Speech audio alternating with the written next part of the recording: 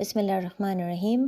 سورہ یونس میں اللہ کہتے ہیں وَإِذَا تُتْلَى عَلَيْهِمْ آيَاتُنَا بَيِّنَاتٍ قَالَ الَّذِينَ لَا يَرْجُونَ لِقَاءَنَا نَأْتِ بِقُرْآنٍ غَيْرِ هَٰذَا أَوْ بَدِّلْهُ قُلْ مَا يَكُونُ لِي أَنْ أُبَدِّلَهُ مِنْ تِلْقَاءِ نَفْسِي إِنْ أَتَّبِعُ إِلَّا مَا يُوحَىٰ إِلَيَّ إِنِّي أَخَافُ إِنْ عَصَيْتُ رَبِّي عَذَابَ يَوْمٍ عَظِيمٍ۔ اور اس کا ترجمہ ہے، اور جب ان کے سامنے ہماری روشن آیت کی تلاوت کی جاتی ہے تو ہم سے ملاقات کی امید نہ رکھنے والے کہتے ہیں کہ اس کے علاوہ کوئی اور قرآن لے کر آؤ یا اس سے تبدیل کر دو۔ آپ فرمائیں مجھے حق نہیں کہ میں اسے اپنی طرف سے تبدیل کر دوں، میں تو اسی کا تابع ہوں جو میری طرف وحی بھیجی جاتی ہے۔ اگر میں اپنے رب کی نافرمانی کروں تو مجھے عذاب کا ڈر ہے۔ اب جیسے آپ اس آیت میں دیکھ سکتے ہیں کہ جب نبی محمد صلی اللہ علیہ وآلہ وسلم قرآن کی تلاوت کرتے تھے اور حق کا پیغام پھیلانے کی کوشش کرتے تھے تو مکہ میں قریش کے لوگ ان کا پیغام سن کے خوش نہیں تھے۔ ان کو یہ محسوس ہوتا تھا کہ قرآن کا پیغام بہت ہی مشکل ہے۔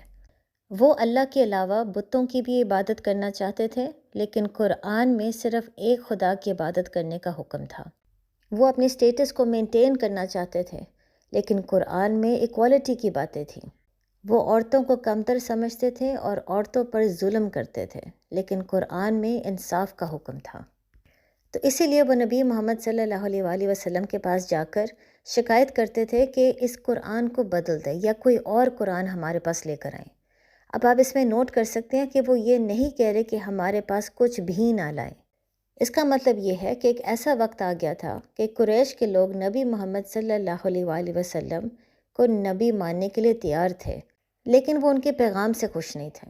وہ یہ چاہ رہے تھے کہ قرآن کو بدل دیا جائے یا ایک اور پیغام وہ لے کر آئے، ایک ایسا پیغام جس میں وہ اللہ کی عبادت کر سکتے ہیں لیکن اپنی خواہشات کی بھی عبادت کر سکتے ہیں۔ اور اس آیت میں آپ دیکھ سکتے ہیں کہ نبی محمد صلی اللہ علیہ وآلہ وسلم کا جواب بہت ہی کلیئر تھا۔ وہ ان کو سمجھا رہے تھے کہ وہ اپنی طرف سے قرآن کو تبدیل نہیں کر سکتے، اور اگر وہ تبدیل کریں گے تو ان کو اللہ کے عذاب سے ڈر ہے۔ اب اس بات کو غور سے سمجھنے کی کوشش کریں۔ اللہ کے نبی نے 1400 سال پہلے ایک بات کو بہت زیادہ واضح کر دیا تھا کہ ایک ہی اسلام کا ورژن ہو سکتا ہے، اسلام کا راستہ ایک ہی ہے۔ قرآن میں جو بھی حکم ہے، جو شریعہ ہے، جو اللہ نے باتیں سمجھا دی ہیں، اس کو ہم بدل نہیں سکتے، نہ ہم اس کو اگنور کر سکتے ہیں۔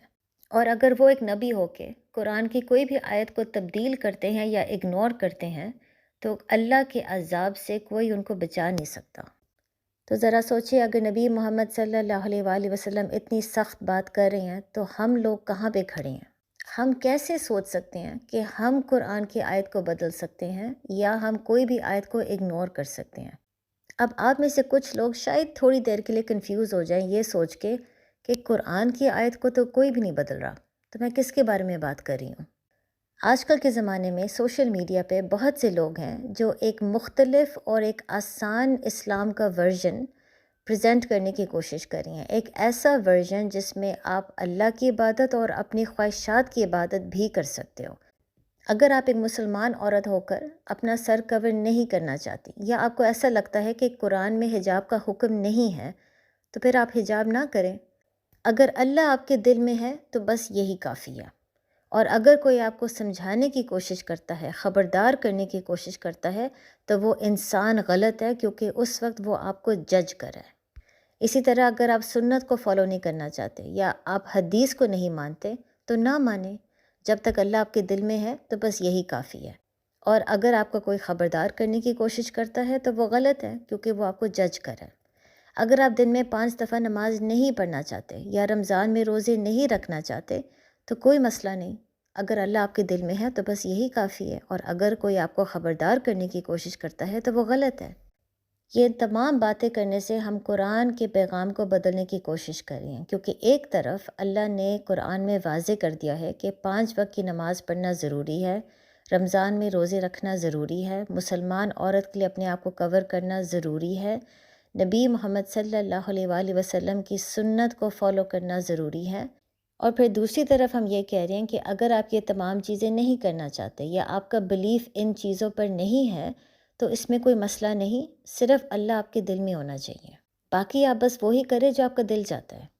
وہ لوگ جو اس قسم کا مختلف اور آسان اسلامک ورژن کو فالو کرنے کی کوشش کر رہے ہیں، وہ شاید یہ سمجھ رہے ہیں کہ وہ مسلمان ہیں اور وہ اسلام کے راستے پہ ہیں، لیکن وہ اسلام کے راستے پر نہیں ہیں، کیونکہ اسلام کا صرف ایک ہی راستہ ہے جو قرآن اور سنت نے واضح کر دیا ہے۔ اور ساتھ ہی اپنے آپ سے یہ سوال ضرور پوچھیں، اگر کسی کو خبردار کرنا غلط ہے کیونکہ اس کا مطلب ہے کہ آپ اس کو جج کر رہے ہو، تو یاد رکھیے اللہ نے نبی محمد صلی اللہ علیہ وآلہ وسلم کو لوگوں کو خبردار کرنے کے لیے ہی تو بھیجا تھا۔ اگر ہم ان کی امت میں سے ہیں تو ہمارا کام ہی یہی ہے کہ ہم لوگوں کو خبردار کریں۔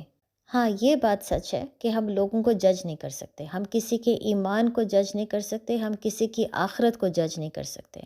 جو عورت اپنا سر کور نہیں کر رہی، ہم اس کو یہ نہیں کہہ سکتے کہ وہ جہنم میں جائے گی۔ جو انسان دن میں 5 دفعہ نماز نہیں پڑھ رہا، ہم اس کو یہ نہیں کہہ سکتے کہ اللہ اس کو کبھی بھی ہدایت نہیں دے گا۔ ہم جج نہیں کر سکتے، لیکن خبردار کرنا ہمارا کام ہے، اور اگر ہم لوگوں کو خبردار کرنا چھوڑ دیں گے تو قیامت کے روز ہمیں بھی اس کا جواب دینا ہوگا۔ تو پلیز آپ جتنا بھی اس پیغام کو پھیلا سکتے ہیں پھیلائیں، اور یاد رکھیں جنت میں جانے کے لیے ایک ہی راستہ ہے، اللہ کی طرف جانے کے لیے ایک ہی راستہ ہے، اسلام کا ایک ہی ورژن ہے، صراط المستقیم صرف ایک ہے، اس کے علاوہ اور کوئی اسلام کا ورژن ہو نہیں سکتا۔ السلام علیکم۔